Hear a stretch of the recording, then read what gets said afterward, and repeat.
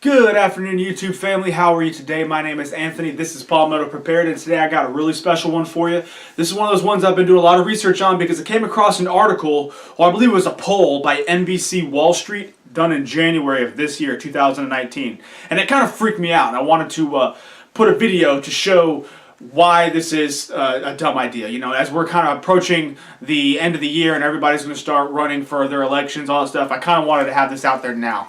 So, this poll by NBC Wall Street found that 58% of Americans believed the government should do more to solve problems and help meet the needs of the people. Meaning, more than half of the people polled, ideally to say half the country believes that we need more government. And I think that is furthest from the truth. I don't think we need, bigger government at all. I'm actually, if you've watched my channel, you know that I'm a huge proponent of smaller government. And the reason why the government is getting so big is why I'm a prepper and why I do things homesteading self-sufficiently related, because I don't want to be at the mercy of what the government will allow me or not allow me to do. So with that being said, today I know it's kind of a long intro, but with that being said, I got 5 examples of why the government has evil things the government has done to its own people in the last 100 years. So with that being said, let's go ahead and get into it. Alright, these aren't going to be in any sort of order because they're all equally bad, but this one, number 1, is going to be eugenics. Now, if you don't know what eugenics is, hang on, you're about to learn. It's going to probably piss you off, but I got this from an article from pbs.org about 3 years ago. I'll post it down in the links below or in the description, that way you can read the whole thing yourself. But basically, eugenics is protecting society from your offspring, or a coerced sterilization. Now, this is to control undesirable populations, meaning immigrants, people of color, the poor, the disabled, the mentally ill, and criminals. I was shocked to see that this actually existed after 1900, and it existed in 32 states in the 20th century. How crazy is that? Now, one of the biggest ones that it was in was California, and it started in 1909, and it ran for 70 years, all the way up until like 1980. That is ridiculous. But that's what happens when you give someone that much power. Now, in California, they led the country in the number of sterilization procedures for both men and women. So much so that Hitler actually admired the program. And he made the comment, hey, we need to do something of the sort in his books, saying that the United States has it down when it comes to eugenics. This was done in California a lot. It was often done without the consent or full knowledge of the patient, of the person, and 20,000 of them took place in state institutions, prisons, mental facilities, and whatnot. So it's kind of one of those things where it's really shocking when you see that the practice was done for so long, where they were literally sterilizing people because they had undesirable traits.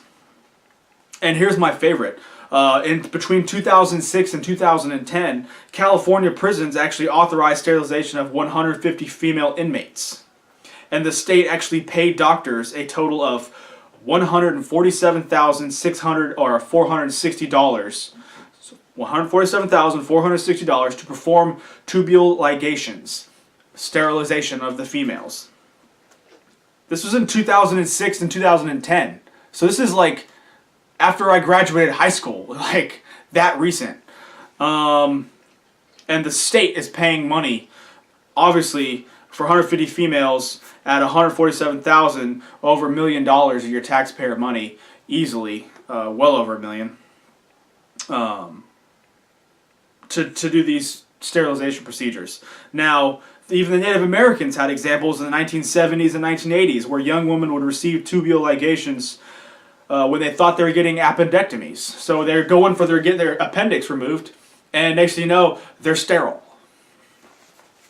It's estimated that 25 to 50% of Native American women were sterilized between 1970 and 1976. And a territory of Puerto Rico is actually the highest sterilization rate in the world. So I know it's kind of a lot to digest, a lot to hear. It's one of those things that I was shocked when I read it. Actually, the more I dig into it, the more disgusted I am with the fact of the matter of the sterilizations actually exist. Now, if you know anything about my history, and I'm sure I'll open up one day, me and my wife, we have had our difficulties conceiving children. And knowing that we've tried so hard to have them, and hearing the United States government's actually paying to sterilize people and stop this, it really makes me angry. So with that being said, I'm just going to leave it at that. If you want to get more, if you want to read more on it, by all means, it's Eugenics in the United States. I'll post a link to this PBS article down in my description, and read for yourself. It's fascinating but terrifying at the same time. Right, number 2, the Tuskegee medical experiment. Now, if you haven't heard of this, gear up, because this is pretty interesting, and it's another abomination that the United States have done to their people. Now, this happened between 1932 and 1972 by the United States Health Service. What they did was they enrolled 600 impoverished African American sharecroppers from Macon County, Alabama. The idea was, the whole purpose of this was to study the advancement of the disease of syphilis. What they done was they grabbed 600 participants. 399 had syphilis, and 201 did not have syphilis. It was given under the guise of free medical care, meals, and a burial service or burial insurance. Were given them so they participate. Now, they were told going in that it was only going to last 6 months, but it lasted for 40 years. And what happened, how they got them, is they told these African Americans that they were going to be treated for bad blood. They'd actually tell them about syphilis. So they ended up doing these experiments on them, and they basically did not give them penicillin. When penicillin was invented in the 40s, and it was actually given to people with syphilis after 1947, when it was adopted per the medical society that, hey, this works to beat syphilis, they still did not give it to these men and their wives and everyone else who had got it. Now, obviously, this was done to study the advancement of the disease through your age, and people, obviously died. And eventually, it got to the point where so many spouses got it, so many kids got it, congenital syphilis, because they weren't treated and they were just used as pawns to see how things kind of worked and what actually happens when syphilis is left untreated in these people. And there's even, this isn't confirmed, but they were actually giving syphilis to some of the ones that didn't have it, to see the progression from the very beginning on. So it's a really bad ordeal. It's one of those situations that no one wanted to admit, and it was actually like a whistleblower incident in the 70s is why they actually stopped it. This is actually what caused, in the 70s, the medical everybody in the medical community to really start doing informed consent, since these guys were not given informed consent when they did this. And it was so bad, and it was such a black stain on the United States government that in 1997, Bill Clinton actually formally apologized for the trials. So, Tuskegee medical experiment was all about giving syphilis or not treating it to poor, impoverished sharecroppers in Alabama. Read up on it. It's incredible. Now, number 3. This one should be no surprise whatsoever, but basically it is what the United States government has done to its people. The natives. The Native American people. When I say its people, the Native American people. This is not talking about the Trail of Tears in 1831 or Wounded Knee in 1890, where they legitimately just massacred women and children. I mean, those are horrible in itself, don't get me wrong. Atrocities by all means, but I'm talking about the actual government lying and trying to keep these people dependent on them. Now, the way they're doing that, and like I said, this isn't part of the Indian Removal Act of 1830 and all that stuff, but what they've done is they've lied on the things that they did or said during the Indian Removal Act and giving them their reservations and moving these Indians and Native Americans to these reservations. They're keeping them impoverished because they are giving them the ability to have resources and whatnot, but not use them, if that makes any sense. They're doing things called fractionated land ownership, where if they want to start a business or if they want to start something, there's a big dispute on where the boundaries are in the state and the federal level. If they can actually do it, getting permits, it's huge, a headache. And energy regulations. They're basically killing them by keeping them dependent on the government by using energy regulations to essentially snuff them out. Now, when I say that, I mean the Crow tribe in Montana. They have humongous coal deposits, just like in eastern Kentucky. However, the previous administration had made a humongous war on coal, so they shut down coal. Possibilities of making money off coal. Well, guess what? You've essentially killed eastern Kentucky, West Virginia, Western Virginia, and you've killed the ability for this particular tribe to make money. So they are not allowed to have control over their own resources, which means they will be remaining locked in poverty and dependence. It's almost as if there's a social, I say social, but a government conspiracy to experiment on the natives on the reservations to see how dependent you can make somebody, because it's now to the point where most of the natives, and I say most, I don't want to speak over a generalization, but there's big problems with drug dependency. They're just waiting for that next check to come in every single month, keeping them dependent, so it keeps them doing what the government wants. And if you look at socialism, or if you look at holding that over someone's head kind of, per se, it's what's happening with the natives. They are unfortunately being, for lack of a better word, used as a pawn, an experiment to see how far you can take government dependency. And if you look at the welfare programs, it's almost like they started on the Native American reservations and now they're slowly being, shown out through different states and different parts of the country. So it's almost creepy how things are kind of working that way, but it's almost like they were the guinea pigs to the start of socialism and dependency on the welfare state in the United States. So, number 4, the war on drugs. Now, I know what you're thinking, war on drugs, hey, that's a good thing, right? Or hey, whatever. No, it's not a good thing. Now, this is all from drugpolicy.org. I'll post a link down in the description like I did the last ones. But the war on drugs, if you look at the history of what they've done on prohibition of drugs in general, has always been done to stop a certain particular people. So in the 1870s, it was to stop the anti-opium laws, or to stop the Chinese immigrants. The 1900s had the anti-cocaine laws, which was to stop blacks in the South from making any sort of money. And the anti-marijuana laws in the 1910s and 20s were directed at Mexicans, Mexican migrants and immigrants. So obviously, by making it illegal, they're trying to stop the communities. Now, this is where it gets big. In the 1960s, during the hippie era, when drugs became symbols of youthful rebellion and political dissent, the government halted all research to evaluate medical safety and the efficacy of any kind of drug.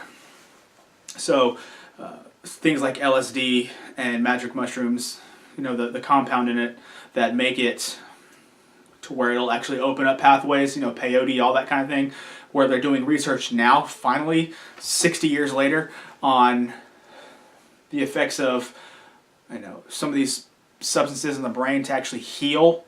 Medical marijuana coming into play, instead of having these pharmaceuticals at your exposure, you're going to actually be able to use things that you can grow outside, that kind of stuff, to heal.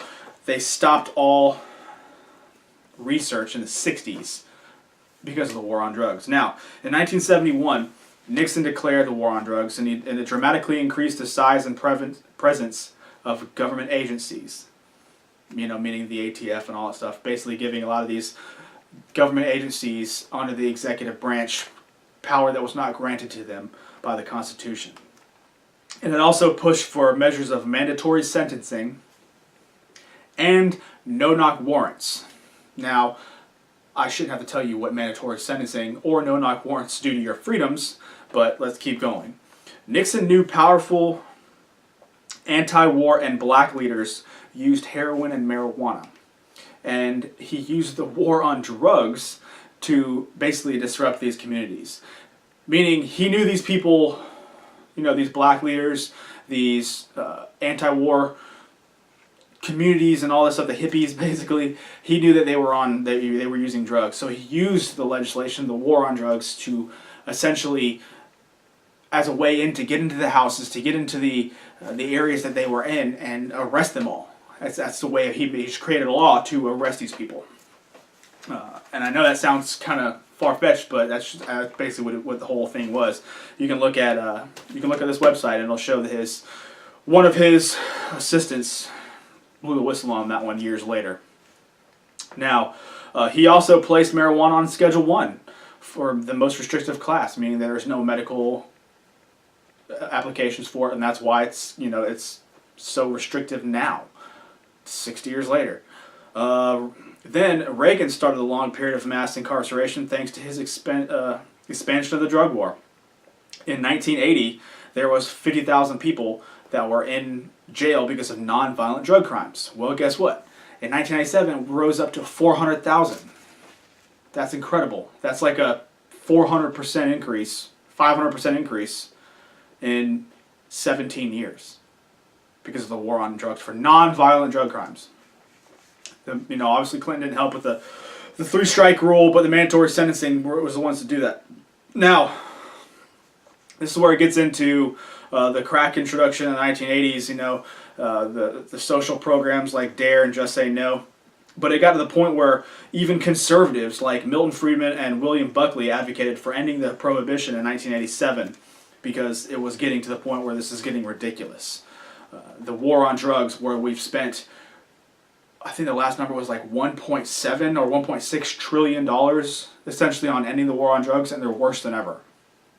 Like, we didn't learn a lesson in the 1920s with prohibition on alcohol. Only thing it did was give gangs and the mafia and the mob and all these people that were willing to do the crime, basically, willing to do the crime, it gave them power. And it turned something that was very cheap and very stupid and no one really wanted it into something highly sought after and something dangerous even. So, it's even happening now with alcohol. It's 2019, and you still have to have a special license to be able to make your own spirits. Moonshiners would be one example, but I can't sit here legally and, make me a copper still and make myself, for me and myself only. I'm not legally allowed to make whiskey. I can make beer and I can make wine, but I can't make a spirit without a certain license. Now I can get an ethanol license where I have to dilute it 2% with diesel fuel or kerosene or something to make it ethanol, an ethanol license, but still need a license. I still need the government's permission to say, yes, you can make spirits. That's all obviously for taxation, but it's one of those things with the war on drugs. It's the reason why I'm throwing it in here is because it's destroyed communities. It's made millions of people get criminal records that are now unable to be hired or unable to move or unable to do certain things because of this war on substances. And it's basically created a social structure of lower income, poverty, things that people can't get out of, and now you're a slave to the system, metaphorically. You're a slave because you did this. And I'm not even going to jump into for-profit prisons who are using the people, the victims of the war on drugs, the ones that can't afford to hire the lawyers to get out of their crimes. They're using them in prisons to make prisons money. So war on drugs is just another example of the government doing evil things to enslave its people. So, all right, and the fifth and final one that I'm going to throw in this particular segment is going to be the Federal Reserve and how the Federal Reserve has basically killed Americans' financial power or ability to purchase things in general, period, making you a slave to the lender and all that. And the whole purpose of my financial prepping side of this channel, the Federal Reserve has done that, and I'm going to explain to you why. Now, this was all taken from an article by David Marotta, Forbes, and I'll link that article down in the description below as well. This was the Federal Reserve Act was done in 1913. Now, I know I said 100 years, but this is, 105, 106 years. So, What it did, it was created because of uncertainty after the 1907 bank run. A bank run is where people go try to get their money out of the bank, but the bank doesn't actually have your money. Or now the bank is going to go out of business because it's giving out away all its money. Because I don't know if you're aware, but how banks make money is they use the money you give them in deposits and savings accounts and all that stuff to make them money. So they take your money and loan it to make them money through home loans, auto loans, something like that. Well, if they've given out money to loans and every one of their members comes and gets their money back, they don't have any money to loan out. Banks go bankrupt. So the Federal Reserve was created to make sure the U.S. banking system could endure bank runs created by unforeseen financial shocks like that. Obviously with agricultural, sometimes you may have a drought, or we're going to get into a whole bunch of systematic problems that you might need money for. But that's what it was done. It was done to absorb those shocks. Now, to accomplish this, they were able to loan to its member banks when banks needed liquidity. It's kind of one of those situations where when there was a bank run going on, they could say, hey, Federal Reserve, we got people coming in and taking money we don't have. Can we get a loan from you to make sure that we are not going to go under? That's basically what the Federal Reserve was designed to do.